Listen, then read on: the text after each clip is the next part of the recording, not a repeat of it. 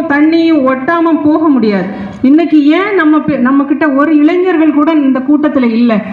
ஏன் ரொம்ப குறைவான ஆட்கள் மட்டுமே இருக்கிறாங்க அப்படின்னா, நம்ம ஏதோ ஒரு விதத்தில் இந்த சொசைட்டியோட இந்த இளைஞர்களோட நம்ம டிஸ்கனெக்டடாக இருக்கிறோம். இந்த டிஸ்கனெக்ட் என்ன டிஸ்கனெக்ட் அப்படின்னா, ஒரு இமோஷனல் டிஸ்கனெக்ட், உணர்வு ரீதியான ஒரு பிரிதல், அது எல்லாருக்குள்ளேயும் இருக்குது. அது ஏன் அப்படி இருக்குது அப்படின்னா, ஒரு தன்னிச்சையாக ஒரு மனிதன் வாழணும்னு நினைக்கிறான். இப்போ நீங்கள் கூட பார்த்தீங்க அப்படின்னா, நீங்கள் தனிப்பட்ட ஒரு ஆளுமையாக இங்கே வந்திருக்கிறீங்க. ஏன் உங்களுடைய ஒரு துணைவியார் உங்கள் கூட வரல? ஏன் உங்கள் மகள்களும் உங்களுடைய பிள்ளைகளும் உங்கள் கூட வரல இந்த நிகழ்வுக்கு அப்படின்னு ஒரு கேள்வி இருக்குல்ல ஐயா? அப்போ என்னன்னா, நான் ரசிக்கும் ஒரு உரை, நான் ரசிக்கும் ஒரு கவிதை நான் மட்டுமே ரசித்து கொண்டு போகிறேன். அதை நான் அடுத்த தலைமுறைக்கு, என் பக்கத்தில் இருக்கும் சகோதரனுக்கு, என்னுடைய நண்பனுக்கு நான் எவ்வாறு கடத்துகிறேன்? அல்லது கடத்துகிறேனா, இல்லை நான் மட்டும் தெரிஞ்சா போதும்னு இருக்கிறேனா? அது ஒரு கேள்வி இருக்குல்ல. அப்போ அதை நம்ம எப்படி கையாள்கிறோம் என்பது மிக மிக அவசியமான ஒன்றாக இருக்கிறது. நான் மட்டுமே வளர்ந்தால் போதும் மம்மி என்று காம்ப்ளான் பாய் மாதிரி இருக்கக்கூடாது. எல்லாரும் சேர்ந்து வளரணும்.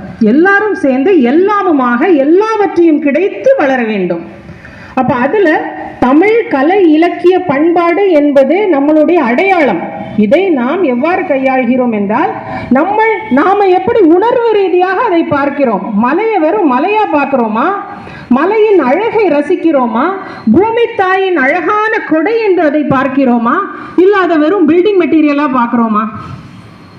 குளங்களை அழகான நீர்நிலைகளாக நாம் பார்க்கிறோமா? அல்லது அது வெறும் மண்ணாக தான் நம்ம பார்க்குறோமா? அதுவும் அகைன் அது ஏதோ ஒரு விதத்தில் வீடை கட்டுறதுக்கு யூஸ் பண்ணுவோம், ரோடை போடுறதுக்கு யூஸ் பண்ணுவோம்னு பார்க்குறோமா? காடுகளை எவ்வாறு பார்க்கிறோம்? காடுகள் எவ்வாறான ஒரு பெரிய ஒரு இயற்கையின் கொடை. ஆனால் அதை நம்ம என்ன பண்ணுறோம்? வெறும் ஒரு பில்டிங் மெட்டீரியல், அகைன் அது ஒரு கார்பென்ட்ரிக்கு யூஸ் பண்ணுற ஒரு ஐட்டம், வீடு கட்டுறதுக்கு யூஸ் பண்ணுறோம், நிலையை தயாரிக்கலாமா, பேப்பர் கம்பெனிகளுக்கு யூஸ் பண்ணலாமான்னு மட்டும்தானே பார்க்குறோம். பொருளாக மட்டுமே தான் நாம் பார்க்கிறோம். இப்போ நம்ம சொல்கிறோம் அவன் திருந்தணும் இவன் திருந்தணும்னு நம்ம நினைக்கிறோம். முதல்ல நாம திருந்தணும் ஐயா, நாம திருந்தணும். நான் என்னுடைய மகளை, என்னுடைய கணவரை, என்னுடைய மனைவியை நான் எந்த மாதிரியான ஒரு உணர்வு ரீதியில் நான் அவளை பார்க்கிறேன், அது வேணும்ல. நம்ம வீட்டுக்குள்ள ஒரு கவிதை வேணும் ஐயா, நம்ம வீட்டுக்குள்ள ஒரு இலக்கியம் வேணும்.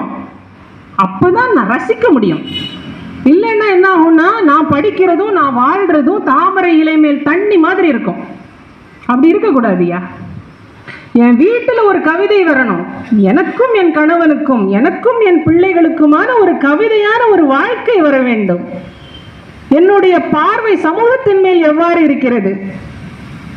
என்னுடைய பார்வை இந்த இயற்கையின் மேல் எவ்வாறு இருக்கிறது? இறை வழிபாட்டின் மேல் எவ்வாறு இருக்கிறது? இந்த ஒரு புரிதல், ஒரு பார்வை, ஒரு அழகியல் இருக்க வேண்டும். அப்படி இருந்தால் இந்த நம்முடைய வாழ்வு ஒரு அழகிய இலக்கணமாக செதுக்கப்பட்டு அது அடுத்த தலைமுறைக்கு கடத்தப்படும். அப்போ என்ன ஆகும் தெரியுமா?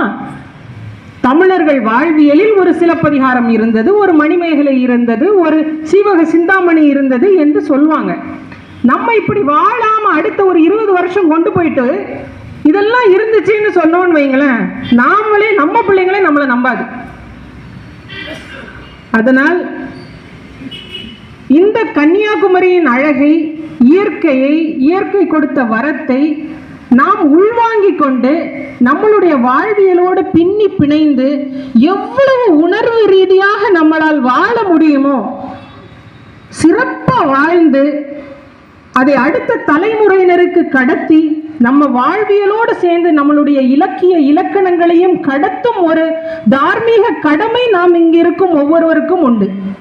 இல்லை என்றால் ஏதோ ஒரு புத்தகத்தை விவாதித்து விட்டு, ஏதோ ஒரு கவிதையை படித்துவிட்டு நாம் கடந்து சென்று விடுவோம்.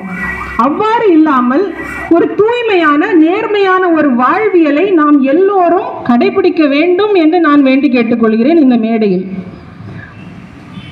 பல இடங்கள்ல நம்ம சொல்லியிருக்கிறோம். ஐயா இருக்கிறனால நான் இதை சொல்லணும்னு நினைக்கிறேன்.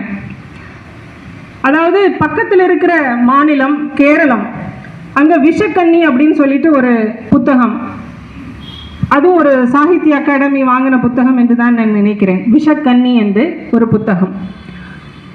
அந்த புத்தகத்தில் இந்த நிலச்சரிவுகள் வரப்போகிறது, இந்த மரங்களை வெட்டாதீர்கள் என்று பதிவு செய்யப்பட்டிருக்கிறது பல வருடங்களுக்கு முன்பு. ஆனா நம்ம தான் அதை படிக்க மாட்டோம்ல, கடந்து சென்று விடுவோம். ஆனா இன்னைக்கு அப்படி நிகழ்ந்திருக்கு. இப்போ இது நிஜமா இல்லையான்னு தெரியாது. ஆனாலும் சு வெங்கடேசன் அவர்கள் எழுதிய வேள்பாரியில் பரம்பு மலையை அவர் விவரித்த அழகை பார்த்து இப்படியெல்லாம் ஒரு மலை இருக்குமா அப்படின்னு நினைச்சு மக்கள் அப்படியே உள் வாங்கிக்கிட்டாங்க. அப்புறம் நம்ம நியூட்ரினோ ப்ராஜெக்டை கொண்டு வரும்போது இல்லை இல்லை என் மலையெல்லாம் தொட முடியாது அப்படின்னு சொன்னான். ஏன்னா அவனுக்கு ஒரு பிம்பம், அந்த மலையை பற்றின ஒரு அழகு, அந்த மலையை பற்றின ஒரு புரிதல் அந்த புத்தகம் வழியாக ஏதோ ஒரு விதத்தில் அவனுக்கு போய் சேர்ந்திருக்கு.